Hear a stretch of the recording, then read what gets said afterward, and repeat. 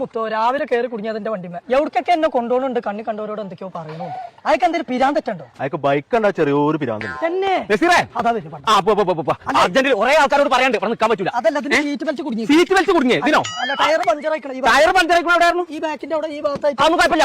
വണ്ടി എണ്ണ കഴിഞ്ഞിക്കണം ആകെ. എണ്ണ കഴിഞ്ഞോ? അതൊക്കെ ഇതിന്റെ പെട്രോളിന്റെ കാക്കങ്ങള് രാവിലെ ഇങ്ങോട്ട് കൊടുത്തു പള്ളേ പറ്റില്ലേ തല കഥ മിന്ന. ആ പൈച്ചുണ്ടേ എന്നോട് പറയണ്ടേ? അതിനുള്ള സാധനം ഞാൻ കൊടുത്തുള്ളൂ. ഇതാക്കണു അന്നാ ഒരു മൈസൂരാക്കല്ലോ.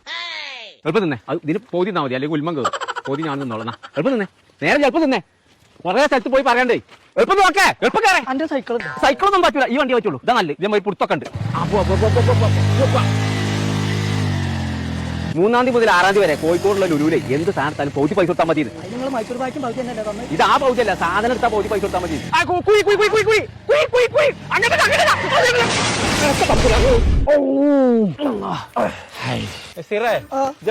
ബാപ്പാന്റെ തലീക്കെത്തി ഒരു 150 അയാളോട് ഞാൻ പറഞ്ഞാണ്.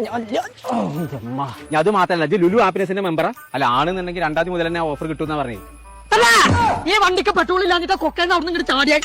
ഇതിന് പെട്രോൾ അടിച്ച പൈസ ഇല്ല. അത് ശരി, എന്നാ പറയണ്ടേ വണ്ടിക്ക് എണ്ണ ഇല്ലാന്നുണ്ടെങ്കിൽ എന്നാ ഫുൾ ടാങ്ക് ആക്കിക്കളാ. ഈ 10 റുപ്യക്കോ? ആ ഞാൻ അതിന് മുട്ടായി എന്തെങ്കിലും ബാക്കി ഉണ്ടെങ്കിൽ വാങ്ങി തിന്നോ, കുഴപ്പമില്ല.